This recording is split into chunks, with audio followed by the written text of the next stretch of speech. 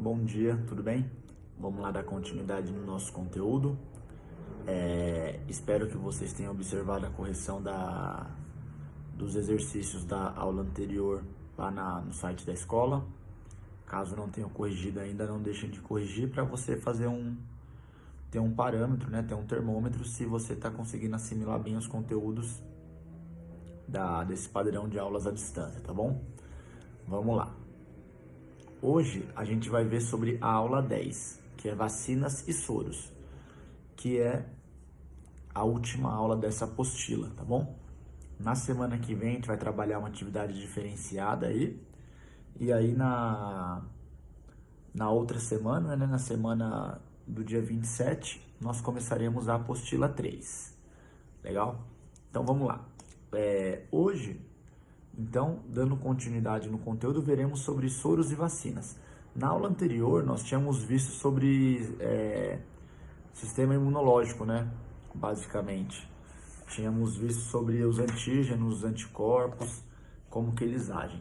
E aí hoje a gente vai ver como combatê-los, tá bom? Então vamos lá. O combate de todo antígeno, né, a capacidade que o nosso corpo tem de se defender contra agentes invasores, isso é chamado de imunidade. Então, você ser imune a algo é você ser capaz de combater aquilo, você fazer com que aquilo não te faça mal. E o nosso corpo, ele apresenta algumas imunidades, umas que ele desenvolve, umas que nós adquirimos, enfim. Nós temos algumas formas aí de nos imunizarmos contra algumas doenças, tá bom? Contra alguns agentes patológicos, alguns antígenos, conforme vimos na aula anterior, que antígeno era tudo aquilo que poderia nos causar algum dano, tá bom? Então vamos lá. A imunidade, então, conforme eu citei, é a defesa do organismo. E nós podemos classificar essa imunidade de duas formas diferentes, tá bom? Nós temos a imunidade ativa e nós temos a imunidade passiva, que se diferencia basicamente por uma questão. A imunidade ativa é aquela que o nosso próprio organismo desenvolve. Então, a imunidade ativa, o meu próprio corpo cria formas de combater aquele antígeno, certo? Já a imunidade passiva é aquela onde o meu corpo ele vai receber de algum agente externo os anticorpos, né, as estruturas responsáveis pelo combate daquela doença. Então, ativa, o meu próprio organismo combate por conta própria, desenvolve mecanismos de curá-lo, de imunizá-lo. Já a passiva, o meu organismo não consegue fazer isso por conta própria, e aí existe a necessidade de eu estar recebendo externamente algum agente que vá me ajudar no combate daquele antígeno, tá bom? E aí agora a gente vai ver alguns exemplos, tanto da ativa quanto da passiva, ok? Porque ambas podem ser natural ou artificial. Então, vamos lá. Primeiro vamos falar sobre a imunidade ativa. A imunidade ativa, a natural, seria seria com o nosso próprio organismo, por conta própria, criando mecanismos. De que maneira? Ou eu pegando uma doença, no caso, né? Porque aí eu peguei essa doença. Um exemplo, sei lá, catapora. Eu pego catapora, eu vou ter a catapora, né? Vai ser aquelas bolinhas do meu corpo que vão coçar e tal. E aí o meu corpo, passado um período, ele vai se curar da catapora. Demora aí 10, 15 dias. E quando eu me curei da catapora, sozinho, por conta própria, porque os remédios de catapora tipo, é para evitar coceira, não é para curar a doença.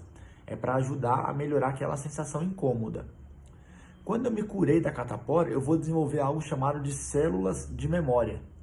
O que seria isso? É uma célula que vai combater essa catapora toda vez que ela entrar em contato com o meu organismo. Ela vai aprender como fazer esse combate. Então eu tive catapora na minha infância, por exemplo. Aí eu me curei da catapora, eu criei células de memória. Então eu desenvolvi uma imunidade.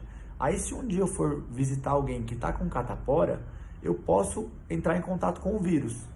Só que esse vírus não vai me fazer ter catapora novamente, porque essas células de memória que o meu corpo desenvolveu vão fazer com que esse vírus seja eliminado do meu corpo antes mesmo dele vir a me causar algum problema, tá? Então a imunidade ativa natural eu adquiro quando eu pego uma doença e aí eu crio anticorpos para combater essa doença. Aí uma vez que eu combati essa doença, eu nunca mais vou pegar essa doença de novo. Eu me tornei imune a ela, Porque eu tenho dentro de mim células que, como já eliminaram essa doença, sabem de que maneira podem combatê-la, ok? Agora, imunidade ativa artificial ocorrem através das vacinas, tá? Como que seria uma vacina? Por exemplo, vacina da H1N1, vacina da febre amarela, vacina do tétano, tem vários tipos de vacinas diferentes. A vacina, ela coloca dentro do nosso corpo o antígeno, tipo, por exemplo, vacina da H1N1.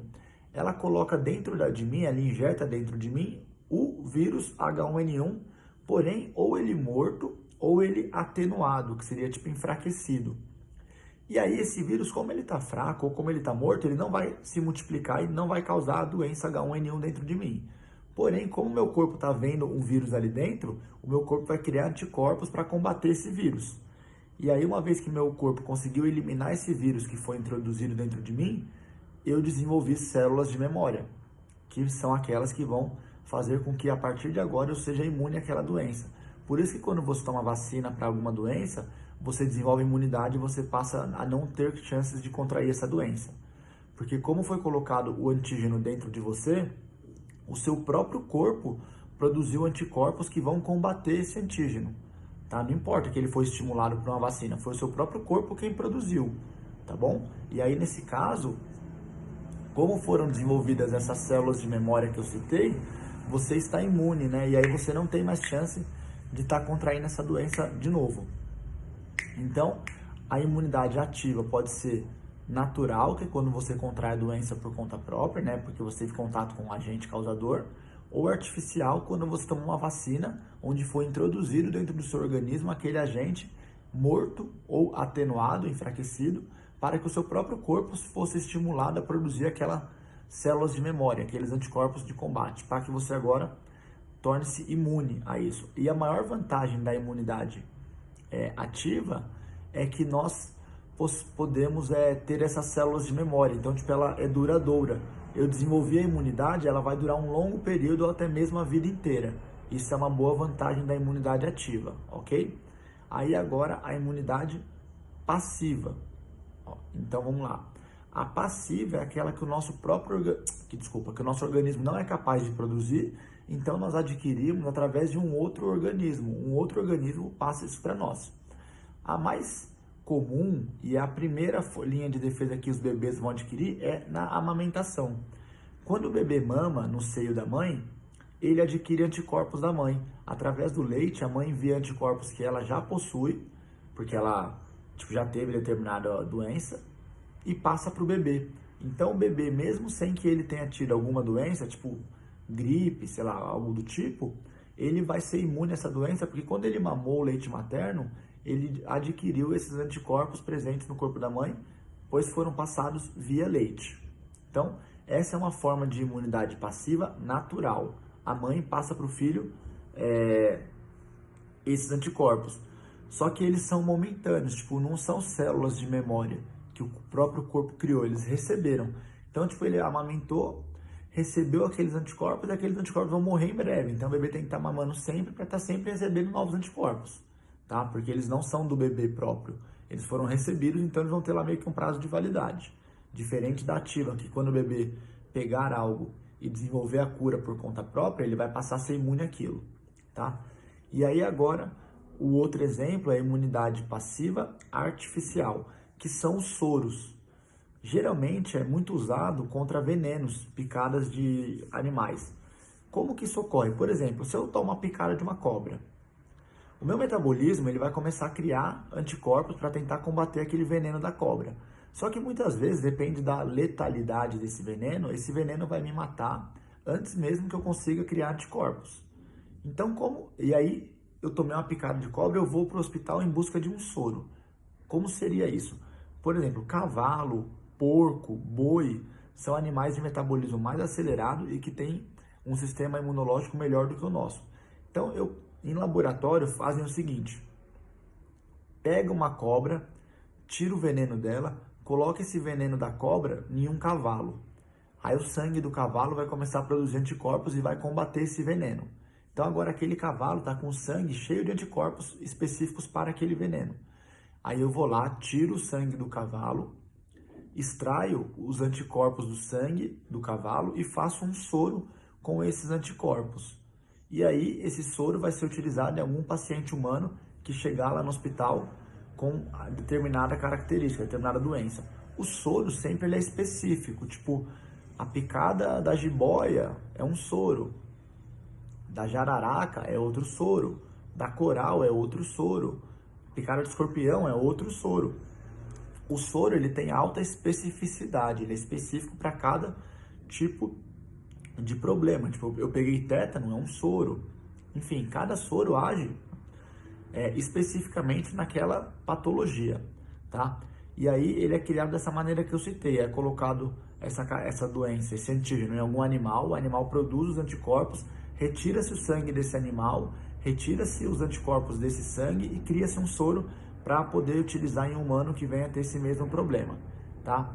Então o soro é uma forma de imunidade passiva artificial, ok? E aí também é só na hora ali, se eu peguei, a cobra me picou, tomei o soro, pronto, me curei. Aí se um dia essa mesma cobra me picar de novo, eu vou ter que de novo tomar um outro soro, porque não é células de memória, só ativa.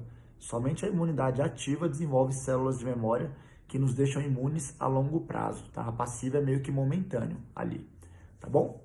Então basicamente isso a gente precisava estar falando referente à aula de hoje. Eu gostaria que vocês fizessem os exercícios da página 18, por favor, tá bom? Que é referente à aula 10. E aí no decorrer da semana eu publico a correção para vocês. Fiquem em paz aí, bom resto de semana.